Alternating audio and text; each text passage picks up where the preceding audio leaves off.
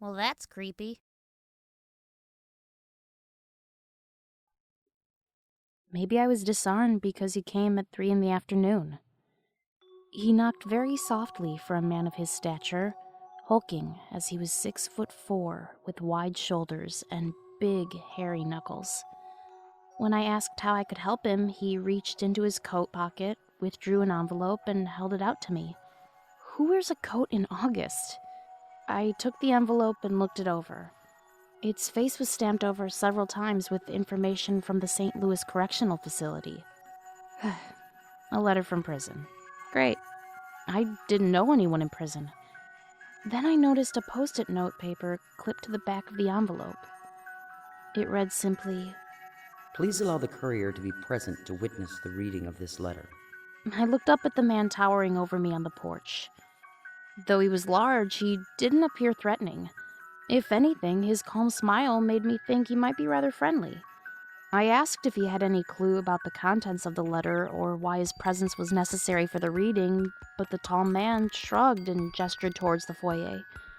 I nodded and invited him in. In the kitchen, we both sat across from one another at the table. I offered him some coffee, but he silently declined. Glancing up at him one last time, I peeled the flap back and pulled out a 10-page letter, scrawled in hasty handwriting on lined yellow paper. The letter began, You don't know me. You'll likely never meet me. I'm on death row at the St. Louis Correctional Facility. I was locked up for the murder of my wife and 2 children. Lionel was 3. Macy was just 6 months old. I loved them dearly, but I did kill them. I'll admit that first and foremost. I hate myself for it, and I rot in my cell, tortured by the images of their blood dripping off my knuckles. Let me tell you my story. I looked back up at the tall man with disgust obvious on my face. His calm, soft grin didn't waver as he stared back at me. I got up to get a glass of water and then returned to the letter. The author of the letter, whose name I found out was Fitz Willard, had been incarcerated 2 weeks ago and had began work on his letter as soon as he had access to stationery. He never explained how he got my address or why he chose me to share his story with, but the story was brutal. Fitz Willard claimed to have been cursed. My first thought was that he suffered from schizophrenia, but he explained that he had been tested for it with no results. He insisted that a demonic spirit was attached to him. The evil spirit taunted him, tortured his every waking moment. It whispered evil deeds in his ear as he lay in bed at night. It appeared in his reflection as he walked past the mirror. The demon was constantly suggesting cruelties and filling Fitz's brains with insecurities and phobias and sinister ideas.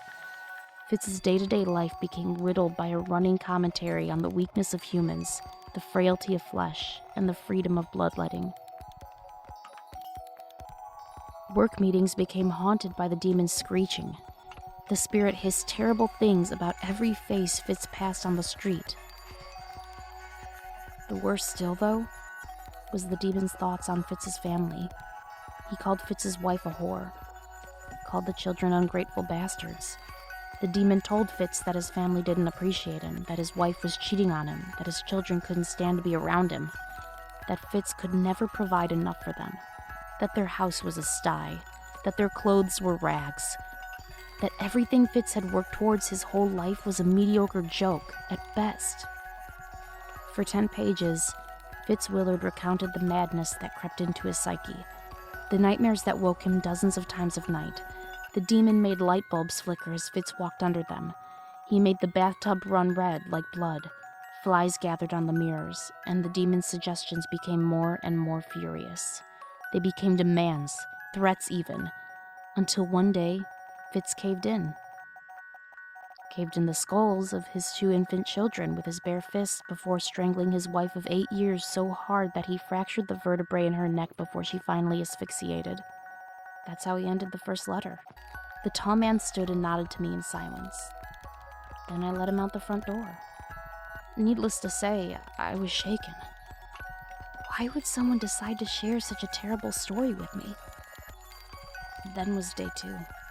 The tall man stood on my porch again at 3 in the afternoon, and when I answered, he handed me the second letter. As off-put as I was by the first letter, I found that as I sat watching television that night, I couldn't shake the story from my head. I took the second letter and led its deliverer to the kitchen table once again. I wanted more. What word does justice to the nature of the second letter? Dark, twisted, desperate. The yellow paper was rife with drawings of forlorn figures huddled in corners and tiny bodies splayed out in pools of pencil gray. Smudges of graphite made all the little doodles appear in shadows. The second page of the letter was just one big drawing. A woman's face, twisted up in suffering, her mouth hanging open and her throat packed full of maggots. Spiders wrapped up in her hair, tears whipping down from her eyes. Her hands grasped at her own face, jagged nails dug into her cheeks. That second letter gave a name to the demon. Grimdeed. Grimdeed the Tormentor.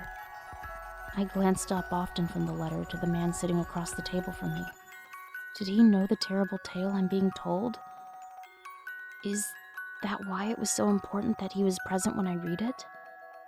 His gentle smile never faltered, never faded as he looked idly around my kitchen. Fitz elaborated on his descent into madness, about the tearful call he made to 911 as he stood over the lifeless bodies of his family. He talked about the trial and how, even in the courtroom, Grimdeed sat behind him at the defendant's table and spoke curses about everyone present. Grimdeed demanded that Fitz try for the bailiff's gun at the conclusion of the trial, and Fitz did. This led to a brief beating. Grimdeed said that Fitz should stand at the door of his cell, screaming profanity and threatening the guards. He did. This led to a longer beating. Grimdeed told Fitz to spit at the judge the next day at trial, and as defeated as Fitz's poor conscience was by the demon's constant influence, he did. The letter ended with another drawing, this time with the whole courtroom strewn with slaughtered lawyers and the judge hung above his stand. All of it was in the smeared gray of pencil lead with grimy fingerprints pressed onto yellow paper. On the third day, I was sitting on the bottom stair just inside the door, waiting for 3 o'clock. Right on time, the courier arrived, and without a word between us, I let him walk through the door. He set the third letter on the kitchen table and sat down. His smile was brighter today, wider than usual. I could tell by his demeanor that this must be the final letter. I peeled the envelope open and sat with a steaming coffee at my elbow. In his third letter, Fitz talked about his days in prison, how even in his incarceration, Grimdeed the Tormentor haunted him. He described how slow the death penalty process took, how he may die of old age in this prison cell long before an execution date was set. His penmanship became a barely legible scribble. His writing was frantic. He was a rat trapped in a cage, being prodded constantly by the cruel musings of Grimdeed. Fitz's sanity had long passed. He doodled himself smearing something on the walls of his cells with his hands. I assume feces. Fitz said he was thinking about ripping his ears off in hopes that he would deafen himself and escape Grimdeed's whispers. The yellow pages had stains on them from Fitz's tears. He apologized for that. Then, on the last page, a spark of hope. As if he had stopped and gathered himself, his handwriting once again became clean and clear. The last lines read, Grimdeed has grown bored with me. Being locked up like this, I can't do much evil that's worthy of him. He told me how to end my curse. Well, no, the curse never ends exactly. This is why I'm writing to you. To pass the curse along to its next victim.